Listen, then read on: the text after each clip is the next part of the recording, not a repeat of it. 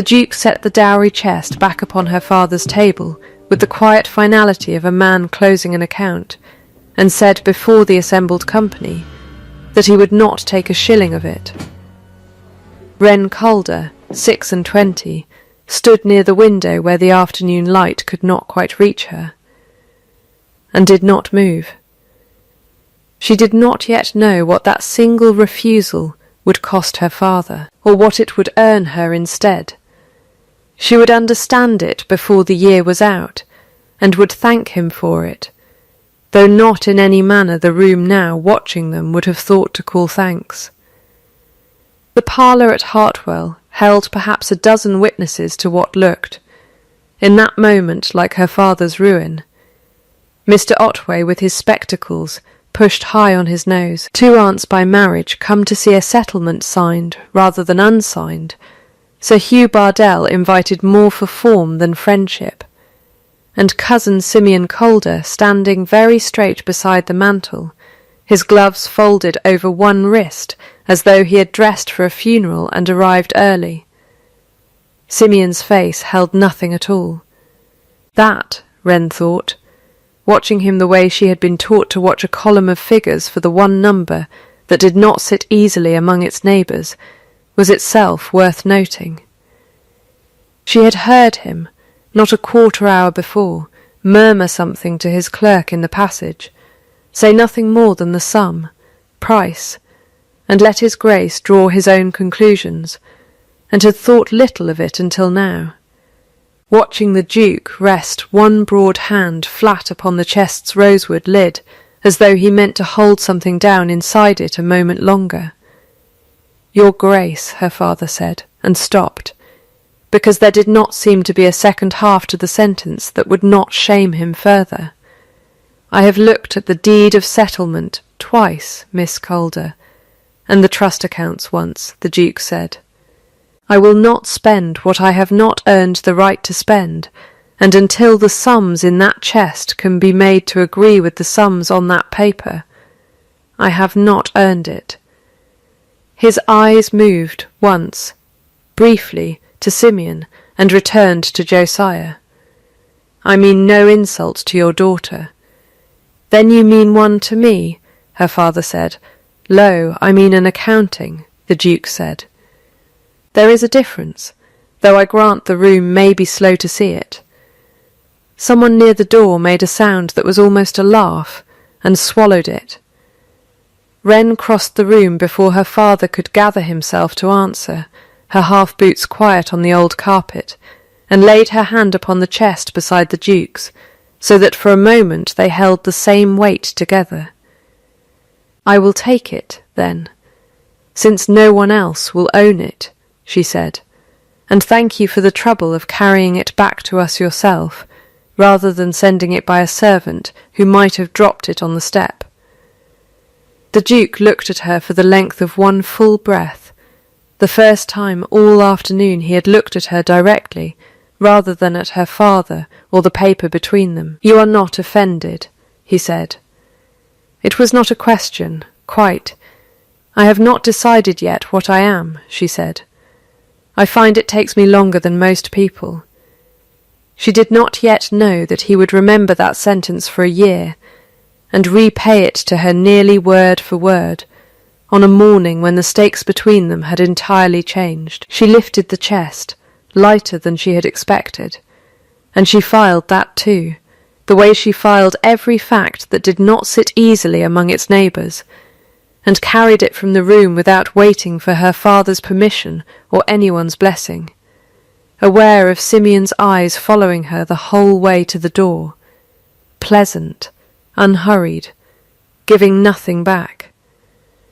Behind her she heard Sir Hugh Bardell remark to Mr. Otway that the county assizes sat at Calverley in 3 weeks' time, and that the trust's accounts, by the terms of old Mr. Calder's will, must be laid before the bench that same session, or the shortfall would be answered for by whoever held the estate in trust that year. 3 weeks. She carried the number up the stairs with her, like a coal cupped in both hands, careful not to let it burn her before she reached her room. She did not open the chest that night, not at first. She sat instead with her mother's account book, the small one bound in green calf with a silver clasp gone soft with handling, the one her mother had pressed into her hands 8 years past and said, "An account is a kind of honesty a body can hold in the hand, Wren. Keep this one honest, and you will never want for work in this world." She had not thought of it as a working book in a long while. She thought of it now, turning the brittle pages by candlelight, and found in the margin of a Lady Day entry, in her mother's small definite hand, a sum that did not match the sum Simeon's ledger had reported for the very same quarter 2 years running. She sat a long while with that discrepancy, before she blew out the candle, and she did not sleep, and before the sky had gone from black to the colour of a duck's egg she had dressed, taken up the chest and her mother's book together, and gone down the back stair past the kitchen, where Peg Hollis was already awake, and kneading bread with the ferocity of a woman who had never in 40 years trusted a morning to behave itself. "You're never leaving before your own father's woken to say good-bye to you," Peg said, not looking up from the dough. "I am leaving before he wakes, so that he needn't decide whether to stop me," Wren said. "That is a kindness, whatever it looks like." "It looks like running," Peg said. "Then it looks like what it is only half of," Wren said, and Peg's hands stilled on the dough at that, because in 40 years she had learned to know the difference between the girl being flippant and the girl meaning exactly what she said, and this was the second kind. "Where, then?" Peg asked. "To ask the man who returned my dowry why he thought it worth insulting my father to do it," Wren said. "I'll want the gig, and I'll want you not to tell him where I've gone until the sun's well up, and there's no sense chasing me." Peg wiped her hands on her apron, slow, and did not answer directly, which was, from Peg, its own kind of blessing. "Mind you eat something before Rennick," she said instead. A body can't out-argue a duke on an empty stomach. It was the nearest thing to permission Wren was going to get, and she took it the way she had learned to take most gifts in that house, quickly, and without waiting to be asked twice. The road to Rennick ran along the mill pond for the first mile, and a blackbird was singing in the hedge there with the single-minded confidence of a creature that had never once in its life been asked to account for anything, and Wren found herself listening to it instead of rehearsing what she meant to say, which was perhaps why what she said. When she was at last shown into the small library where the Duke took his breakfast standing, came out plainer than she had intended. "You did not shame my father for nothing," she said. "You are not a nothing sort of man. I would have you tell me what you know before the whole county decides for itself what you meant, because the county's version will not be kind, and it will certainly not be accurate." The Duke set down his cup without haste, and did not send for anyone to remove her, which she noted. "Sit, Miss Calder," he said. "I imagine you have not eaten. I imagine you are about to change the subject," she said, but she sat. He watched her a moment with the particular stillness she would come to know as his listening face, the one that gave away nothing until he had decided a thing was worth giving away. "The sums in your father's trust do not balance," he said finally. "They have not balanced by my reckoning for above 2 years, though the ledgers your cousin lodges each quarter say otherwise. I could not prove it standing in your parlour yesterday, and I did not care to accuse a man in his own house on a suspicion only, so I did the one thing I could do honestly. I declined to take money I had reason to think was not entirely there to be taken, and I watched who flinched." "Did anyone?" she asked. "Your cousin did not," he said, which told me a great deal, since an honest trustee, accused of nothing at all, generally protests rather more than a guilty one troubles to, "And my father," she said. "Your father flinched for both of them," he said, gently enough that it did not sound like cruelty, only like an accounting. "He is being ruined by a man he trusts, and does not yet know it." She sat with that a moment, the blackbird's song still threading faintly through the window glass. "Then you did not mean to shame him at all," she said. "I meant to buy time," he said. 3 weeks until Calverley is not much time in which to prove a fraud that has had 2 years' start on us. I judged a public wound to your father's pride a fair price for it, since a private one would have warned your cousin to cover his tracks before I could find them. He looked at her then, and something in his face conceded a fault. I did not consider, in judging it a fair price, that it would be your father who paid it, and not I. "That is generally how prices work, your grace," she said. "The person who decides what is fair is rarely the one who is charged for it." He almost smiled at that, she thought, though it did not quite arrive. "I would have your help," he said. "You keep your father's books. You kept them, I am told, before your cousin was ever named trustee, and you know his hand and your mother's both. I cannot walk into that estate's accounts without cause, and you can. Call it business, if the word sits easier with you than the alternative." "What is the alternative?" she asked, though she thought she already knew, and wanted to hear whether he would say it plainly. He did not yet. "Call it business," he said again, and refilled her cup instead of his own, which she thought, privately, was its own kind of answer. She stayed a fortnight at Renwick, under the chaperonage of the Duke's aged aunt, an arrangement that scandalised precisely no one, because it scandalised everyone equally, and in that fortnight the county did what counties do, which was talk. The wagering book at the Calverley Inn ran 3-1 that the match was entirely off. A smaller faction, mostly women who had watched Wren cross the parlour and take up that chest with her own 2 hands, held that something odder than a broken engagement was afoot, though none of them could have said what. Lady Cordelia Ashe, who had been the county's settled favourite for the Duke's hand, before Hartwell's name was ever mentioned in the same breath as Renwick's, called upon the aunt with the particular graciousness of a woman inspecting a rival's teeth, and found Wren in the estate office, with ink on 2 fingers, and Simeon's ledgers spread before her like a hand of cards she did not yet know how to play. "You are very industrious, for a young woman who has just been jilted in front of half the county," Cordelia said. "I have not been jilted," Wren said, not looking up. "I have been employed." Cordelia's mouth twitched, not unkindly. "That is a very odd thing to prefer," she said. "It is a very odd thing to be offered," Wren agreed, and finally looked up. "Most women in my position are offered pity. I find I would rather be offered work." Something moved behind Cordelia's composed face, quick and gone, and she left without another word, though she did not, Wren noted, leave unkindly.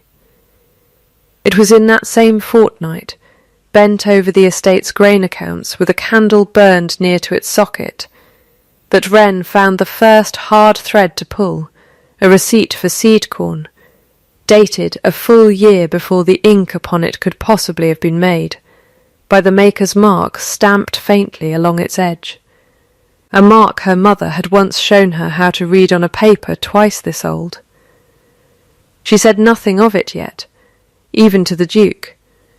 She only folded it inside her mother's account book, between 2 pages already marked, and told herself that a fact not yet spoken was not a lie, only a debt not yet called in. It was Simeon himself who came to Renwick to call the fortnight closed. Gentle as ever, gloved as ever, smelling faintly of orange flower water in a room that otherwise smelled of leather and rain. He found Wren alone in the small library, and he did not raise his voice, not once in the whole visit, which she had already begun to understand was how he did his worst work. "Cousin," he said, "you have made a great deal of noise for so quiet a girl." "I have made no noise at all," she said. "I have only stayed where I was asked to stay, and your father sits alone at Hartwell, wondering whether his daughter has abandoned him along with his good name," Simeon said, and settled himself into a chair as though the room already belonged to him. "I have come to spare you both further embarrassment.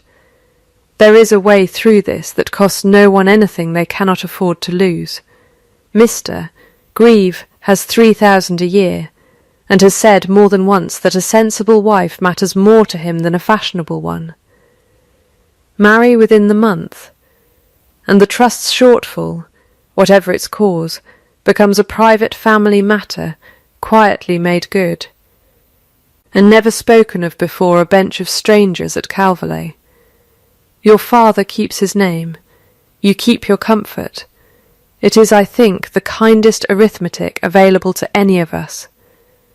Wren folded her hands in her lap, and thought of the receipt hidden between 2 marked pages upstairs, and did not let her face report anything at all. "That is a great deal of kindness for you to arrange on my behalf without once asking whether I want it," she said. "Kindness rarely waits to be asked for," Simeon said. "It would not be kindness if it did. Then I will decline it, and take my chances with unkindness instead," she said, and did not move, though she felt the offer's weight settle into the room like a held breath. Simeon studied her a moment longer, his gloved hands quite still upon his knee, and something in his stillness was, she would only understand much later, closer to grief than to menace. "As you wish, cousin," he said, rising. "I hope you will not come to think, one day, that you mistook an open door for a trap." "I hope the same of you, sir," she said, and he left without answering that, which she also filed away. The Duke found her an hour later still sitting exactly where Simeon had left her, the candle burned down another half-inch. "He offered you an exit," he said. "It was not a question. He offered me a bribe with better manners than most bribes wear," she said. I told him no. "What will it cost you?" he asked, and she heard, under the plainness of the question, something that was almost fear on her behalf. "Whatever it costs," she said, "I would rather pay it honestly than be paid for dishonestly. It is the only sort of arithmetic I was ever taught to trust." He looked at her a long moment, and this time the almost smile arrived the whole way, brief and startled out of him, the first she had seen since her arrival, and she noted it the way she noted every fact that mattered, filed it without remark, though something in her chest noted it rather more warmly than the rest of her allowed to show. That same week, working by candlelight in the estate office, with the shutters drawn against gossiping eyes, they laid the ledgers side by side for the first time, her mother's small green book and Simeon's official folios, and began, sum by sum, to find where the 2 accounts parted company. It was slow work, and companionable in a way neither of them remarked upon. His sleeves turned back, ink on her fingers again, the fire burning low enough that they worked mostly by each other's nearness to the candle. "You read a column the way some men read scripture," he said once, watching her run a finger down a page without once losing her place. "My mother taught me that a column of figures never lies, only the hand that keeps it," she said. "I have found it a more reliable creed than most of the ones offered from a pulpit."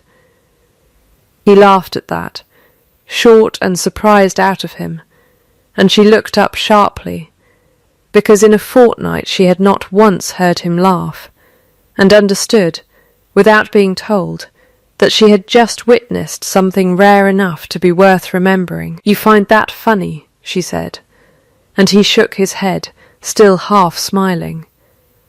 I find it true, which is rarer, he said. My sister once trusted a column of figures a man had kept for her, and it lied to her thoroughly, and I have spent 7 years being careful about whose hand I trust with a pen because of it. He stopped there, as though he had said more than he intended, and for a moment she thought he might say the rest of it. There is a debt I owe on her account that I have not yet found a way to. A knock sounded at the door before he could finish, a groom with word that a rider had come from Hartwell, and whatever he had been about to lay before her was folded back away, unspoken, filed on her side as carefully as the receipt in her mother's book. A promise she intended to collect on before the year was through. The rider brought word that was, on its face, ordinary.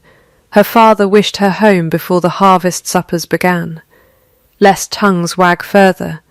But beneath the ordinary words, Wren read something else entirely, a tightness in her father's usual looping hand that told her Simeon had been to Hartwell too, and had not left it as gently as he had left Rennick.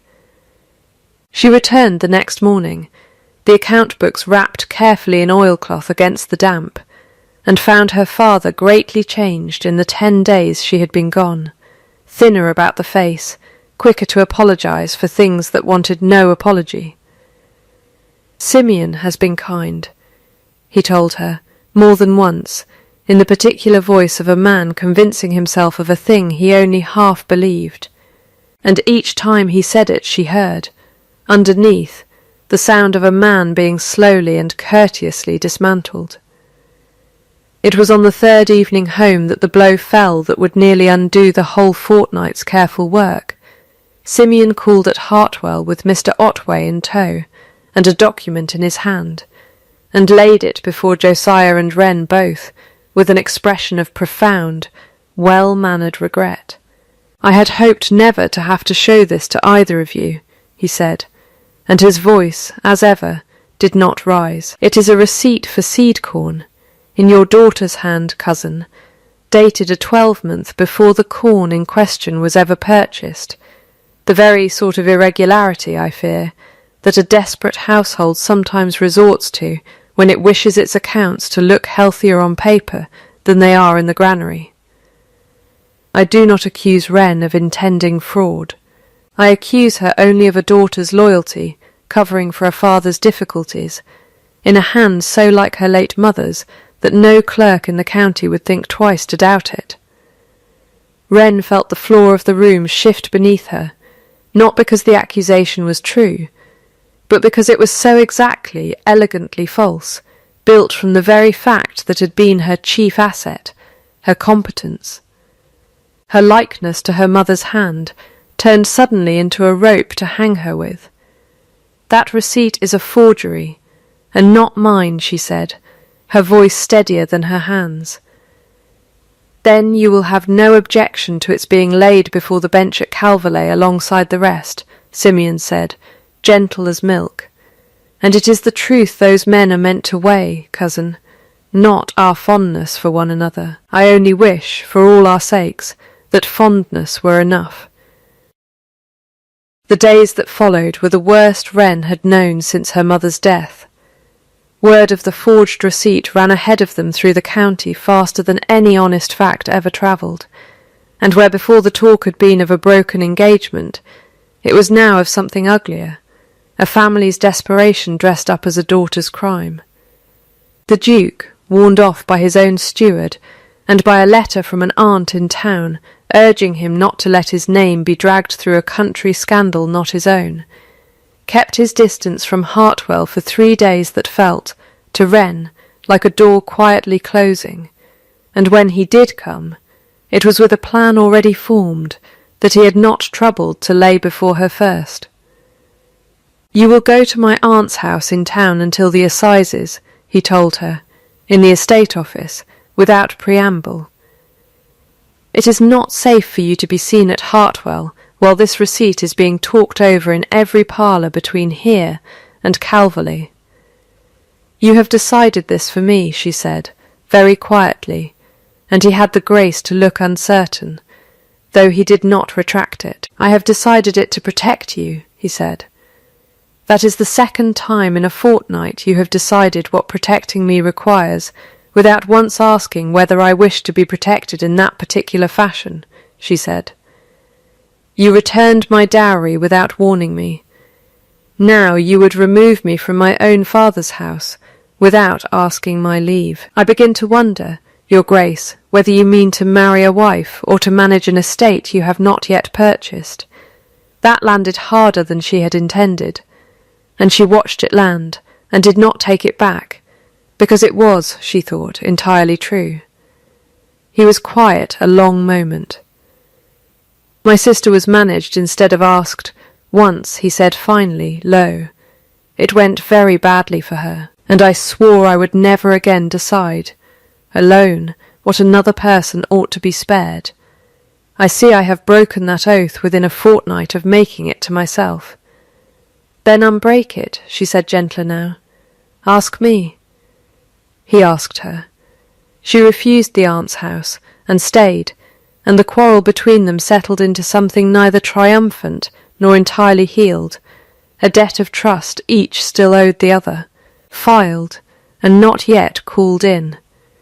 It was 2 nights later that the darkest hour arrived in earnest. A constable came for Josiah, at Simeon's quiet urging, on the strength of the forged receipt, and a magistrate persuaded, reluctantly, that the matter could wait no longer for the assizes proper, and Wren stood on the front step of Hartwell in her nightgown and shawl, and watched her father led to a waiting cart, with a gentleness that made the whole scene worse, not better, because no one in the yard behaved as though anything cruel were happening, and everyone in the yard knew that it was. She did not weep. She had promised herself, in that parlour a month before, that she would not weep in front of people who wished to see it, and she found the habit had become, by now, simply how she was made. She went inside instead, and lit every candle in her mother's old sitting-room, and spread the green account-book open upon the table, and began at last to read it not as a keepsake, but as evidence, the way her mother, she now understood, had always half intended it to be read. Past midnight, with Peg asleep in the next chair and the fire gone to embers, she found it. A column of marginal figures running quietly beside the household accounts for 2 full years before her mother's death, quarter by quarter, in a hand grown smaller and more careful each time, as though her mother had known she was keeping something dangerous and wished it to take up as little room as possible. The figures did not match Simeon's official ledgers for the same quarters. They matched, instead, an older set of receipts Wren had seen once, years ago, in her grandfather's own hand, before Simeon was ever named trustee at all. Her mother had known. Her mother had known, and died with the knowledge folded quietly into a book she trusted her daughter to keep. Wren sat with that a long while, the fire gone entirely out, and when dawn came she was still sitting there, dry-eyed, with a plan already forming that owed nothing to anyone's protection but her own resolve. She rode for Renwick before the sun had fully cleared the hedgerow, the green book wrapped in oilcloth against her chest like something that might, if handled roughly, still bleed. She did not wait to be announced. She found the Duke at his breakfast again, as she had the very first morning, and set the book down open upon his table beside his cup, the marginal column facing him. "My mother knew. Before she died," she said. "She left the proof in the one place no one but me would ever think to look, because no one but me ever thought her figures worth reading. I do not want to be protected from what happens next, Your Grace. I want to be standing beside you when it happens." He looked at the book, and then at her, and something settled in his face that she would only later recognise as relief disguised as resolve. "Then we will need Sir Hugh, and Otway, "And your cousin's clerk, all in the same room before the week is out," he said. "And Cordelia Ashe," Wren said. "I think she knows more of Simeon's business than she has said, and I think, if asked plainly, she will not choose to protect him." "Why would she help us at all?" he asked. "Because I asked her plainly once what she preferred to be offered, and she has not stopped thinking about the answer since," Wren said. And for the first time in 3 days, something in her chest unclenched enough to let her almost smile. Cordelia came within the day, and did not need much persuading. Once persuaded that her own name would not be dragged through the mud alongside Simeon's, she had. She admitted, tight-lipped, refused an offer of his some weeks past, an offer of marriage dressed as concern for her fortune's safety, and had thought at the time it was only vanity that made her decline him. "I did not know then what I know now," she said. "I only knew that a man who speaks so gently about other people's money generally means to have some of it." It was Cordelia, too, who had overheard, at a card party a fortnight since, Simeon speaking to his clerk Price in a tone she had not understood the danger of until now. Something about the Lady Day figures, and about a woman named Margaret who had asked too many questions once, long before Wren was ever born. Peg, sent quietly to Calverley on the pretence of marketing, returned with word that Price himself had been seen drinking alone at the inn 3 nights running, and had told the landlord, deep in his cups, that he had never wanted any part of copying over figures that weren't his to change, only he hadn't the courage at the time to say so to a man like Mr. Calder. That, Wren thought, was the first hairline crack, and she meant to widen it before Calverley, not after. The bench sat at Calverley on a grey, close morning that broke into rain just as the hall filled, so that the last witnesses came in with wet shoulders and the smell of a summer storm following them through the door. And Wren thought, standing at the front of that crowded room with her mother's book under her arm, that it was exactly the sort of morning her mother would have found darkly funny. Sir Hugh Bardell sat the bench with Mr. Otway beside him to read the papers aloud, and Josiah stood pale but upright between 2 constables who had by unspoken agreement stopped troubling to look as though they expected him to run. Simeon stood composed as ever, his gloves folded over one wrist, and Price stood a little apart from him, sweating despite the cool room, not once meeting his employer's eye. It was Wren who was asked to speak first, since it was her name on the disputed receipt, and she did not waste the room's patience. "This is my mother's hand," she said, laying the green book open upon the clerk's table, so the light from the tall window fell full across the page. She kept these figures privately, beside the household accounts, for 2 years before her death, matching them each quarter against the sums her father-in-law had left on record before my cousin was ever named trustee. I will read you the Lady Day figure for the year my mother died, and then Mr. Otway will read you the figure my cousin's own ledger reports for that same quarter, and the room may judge for itself whether 2 honest accountants, working from the same estate, could possibly have arrived at numbers so far apart. She read the figure. Otway read the other. The gap between them was not small, and the room, which a month before had been ready to believe the worst of a poor girl's handwriting, went very quiet instead over the much larger arithmetic of a trusted cousin's. Sir Hugh turned to Price and asked him one question only, plain and unhurried. "Whose hand copied the Lady Day entry into the ledger that year? Mr. Price, yours, working from the true figure, or yours, copying over a true figure that had already been struck through and altered before it ever reached you?" Price opened his mouth twice before anything came out of it. And when it came all at once, the way water comes through a dam that has been cracking quietly for years and finally gives. "It was struck through before it reached me, sir," he said. I copied what I was given, and told myself it wasn't my crime to question a gentleman's arithmetic. I have a letter, if it please the bench, that says as much in Mr. Calder's own hand. I kept it, I don't rightly know why, only that a man likes to have something set by against the day he's asked to answer for himself. He drew a folded, much-handled letter from his coat, and Otway read it aloud to the room, Simeon's own careful phrases instructing the quarter's total, adjusted downward, before the trustees' report went in.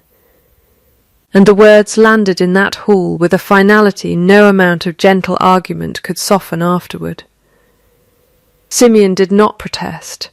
He stood very still through the whole of the reading, his composure at last visibly beginning to cost him something to hold. And when Sir Hugh asked whether he had anything to say for himself, he was quiet a long moment before he spoke, and when he did, his voice, for the first time in Wren's memory of him, was not gentle at all, only tired. "I loved her," he said.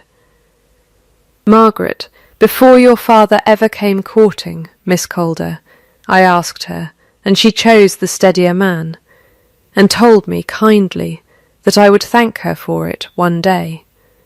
I never did. I told myself, managing this estate for her daughter, that I was only taking what a fairer arrangement would have given me 30 years ago. I see now that grief kept very poor books, and that I have been paying myself out of a debt that was never truly owed. It is not an excuse. I do not offer it as one." It was, Wren thought, watching him, the first wholly honest thing she had ever heard him say, and she found she could not hate him in that moment, only pity him, which was, her mother's book seemed to whisper from beneath her hand, its own kind of settling of accounts. Sir Hugh, after consultation with Otway and a long look at Josiah, who asked for nothing but that his cousin not be publicly ruined, pronounced a mercy rather than a sentence, the trust's shortfall to be made good from Simeon's own remaining property, a modest allowance retained for his keeping, and passage arranged within the month to a cousin's household abroad, the whole matter to be spoken of, henceforward, as an error in the accounts rather than a crime laid before the county's tongues. "It is not kindness to him," Sir Hugh said, for the benefit of the room, "but protection of the innocent who share his name, and I will have it understood as such. Josiah Calder, the bench finds no fault in you, nor in your daughter, whose hand was borrowed without her knowledge for a purpose she would never have consented to."